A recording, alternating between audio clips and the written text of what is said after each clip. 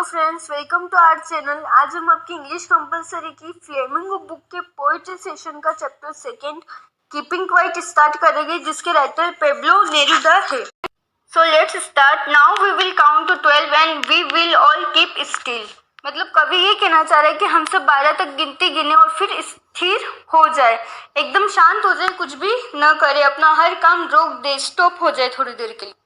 For once on the face of the earth, let's not speak in any language. Let's stop for 1 second and not move our arms so much. मतलब कवि ये चाहता है कि हम पृथ्वी पर एक बार के लिए किसी भी लैंग्वेज में बात न करें, सिर्फ 1 सेकंड के लिए रुके, यहाँ तक कि अपनी आर्म्स को, अपनी भुजाओं तक को भी नहीं हिलाए। 1 सेकंड के लिए, कुछ समय के लिए हम एकदम शांत हो जाए, स्थिर हो जाए। It would be an exotic moment without rush, without engine. We would all be together in the sudden strangeness. मैंने आपके नीचे कीवर्ड्स में लिख रखा है, एक्सोटिक मीन्स होता है असाधारण एंड रश मीन्स होता है भागदौड़। तो मतलब इसमें ये कहना चाह रहा है कवि कि एक्सोटिक मतलब एक असाधारण से मोमेंट में हम सब एक साथ हो जाएंगे, जहाँ पे ना कोई भागदौड़ होगी, ना कोई इंजन चलेगा। हम सब एक अजीब से, सडन से,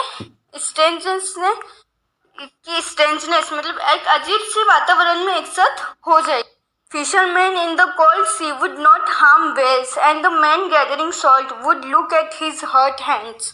मतलब कभी ये कह रहे हैं कि जो फिशरमैन होते, जो मछुआरे होते, जो मछलियाँ पकड़ते, वो अपने मछलियों को नहीं पकड़ेंगे और किसी भी मछलियों को नुकसान नहीं पहुंचाए और अपने आपको थोड़ी देर के लिए शांत करे, उससे अपने आप को थोड़ा सा आराम दे। और जो लोग नमक इकट्ठा करते हैं, गैदरिंग में इकट्ठा करना, जो नमक इकट्ठा करते हैं वो लोग भी कुछ समय के लिए रुके और अपनी जख्मी हाथों को देखे और उनको सही। अब मतलब इसका कहने का मतलब ये है कि हम थोड़े समय के लिए अपना हर काम छोड़ के कुछ समय के लिए शांत हो जाए, स्थिर। मतलब ये कि आजकल ये जो भागदौड़ की जिंदगी, उसमें हम सभी लोग अपने अपने काम में बिजी होते हैं, यहाँ तक कि हम इतने बिजी हो जाते हैं अपने काम में कि हम खुद पर भी ध्यान नहीं देते, ये भी नहीं सोचते कि हमारे साथ क्या हो रहा है या हमारे हाथ पे लगी या कुछ भी। इसलिए वो कह रहे हैं कि मछुआरे मछली न पकड़े, जो नमक इकट्ठा करते वो लोग नमक इकट्ठा न करें, बल्कि कि उनके जो जख्मी हाथ है उनको देखे, कुछ समय के लिए अपने आप को महसूस करें और सारे काम छोड़ दे, सिर्फ कुछ सेकेंड्स के लिए। यही कहना चाहते हैं कभी इन लाइनों में। Those who prepare green wars, wars with gas, wars with fire, victory with no survivor, would put no clean clothes and walk about with their brothers in the shed, doing nothing. इस stanza में कवि ने 2 युद्ध की बात करी, मतलब 2 Wars की बात करी। एक वॉर तो वो जिसे गैस के द्वारा लड़ा जाता है, और एक वॉर वो जिसे आग के द्वारा, फायर के द्वारा लड़ा जाता है। एक ऐसा युद्ध जिसमें जीत तो होती है, विजय तो होती है, विक्ट्री तो होती है, लेकिन कोई भी जीवित नहीं होता। मतलब no with victory with no survivor, मतलब जीत तो होती है लेकिन कोई भी जीवित नहीं होता। ऐसी जीत का क्या मतलब कभी ये कहना चाहता है कि आप युद्ध लड़ते हो, उसमें आपकी विजय भी हो जाती है, लेकिन ऐसी विजय का क्या करना जो विजय किसी इंसान की मौत को उस तक पहुंचाती हो। मतलब विजय हमें मिलेगी लेकिन कोई भी जिंदा नहीं होगा, बहुत सारे लोगों की मृत्यु हो जाती है।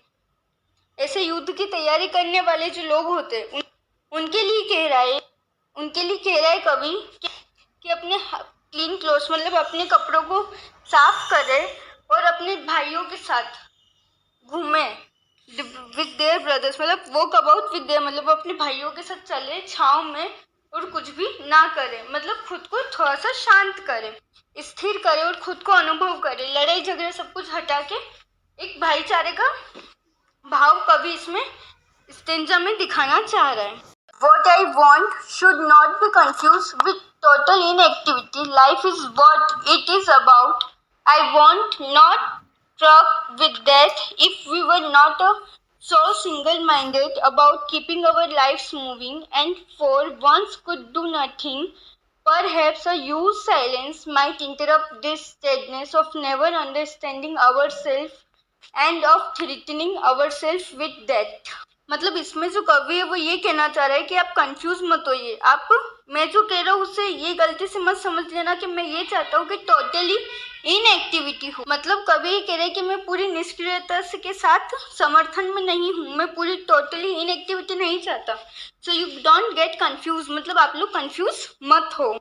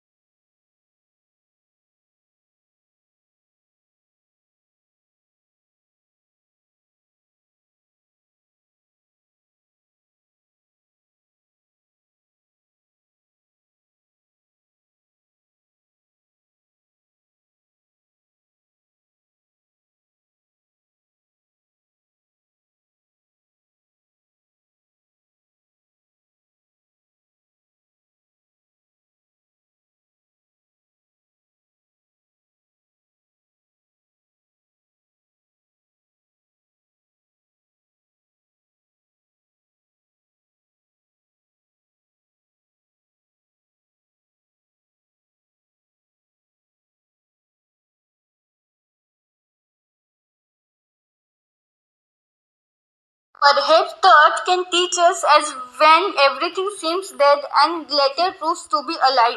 मतलब इसमें कवि ये कह रहा है कि शायद पृथ्वी हमें ये सिखा सकती है कि जब हम सब कुछ ये समझते कि मृत हो गया है, जब हमें सब कुछ मृत प्रतीत होता है तो बाद में वही जीवित भी सिद्ध होता है। मतलब इसमें सीजन की बात की गई है, मतलब समर सीजन, गर्मियों के सीजन में जब जो पेड़ पौधे होते हैं वो सूख जाते हैं तो हमें ऐसा लगने लगता है कि वो मृत हो गए, मतलब मर चुके हैं, वो अब जीवित नहीं हो गए। लेकिन जैसे ही बारिश का मौसम आता है वैसे ही वापस सारी हरियाली खिल जाती है, मतलब वो वापस चलने लगते, सब दूर हरियाली ही हरियाली हो जाती है।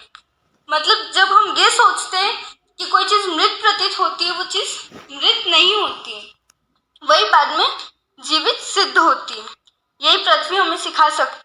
तो इसमें कभी यही कहना चाह रहे कि जो चीजें हमें मृत लगती है बाद में वही चीजें हमारे लिए जीवित सिद्ध होती है। और इसका बेस्ट एग्जाम्पल ये पेड़ पौधे ही है। जहाँ हमें गर्मी की सीजन में ये लगता है कि पेड़ पौधे खत्म हो चुके, वहीं बारिश के सीजन में वही पेड़ पौधे उससे भी ज्यादा तेजी के साथ बढ़ के सब दूर हरियाली ही फैलाते हैं। Now I will count up to 12 and you keep quiet and I will go. मतलब कभी ये कह रहा है कि मैं 12 तक गिनती गिनूंगा, आप सब चुप हो जाना और मैं चला जाऊँ।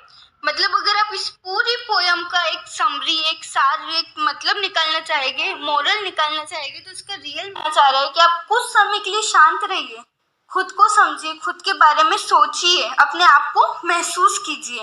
ये इस पूरी कविता का सार, मेन उद्देश्य, मेन मोरल इस कविता की। आई होप कि आपको ये वीडियो अच्छे से समझ आया होगा, और अगर आपको इस चैप्टर को लेकर कोई भी प्रॉब्लम हो तो कमेंट बॉक्स में कमेंट करके ज़रूर बताएं। अगर आपको ये वीडियो अच्छा लगा हो तो लाइक करना ना भूलें, और ऐसे ही वीडियोस को आगे देखने के लिए चैनल को सब्सक्राइब करें। Thank you for watching.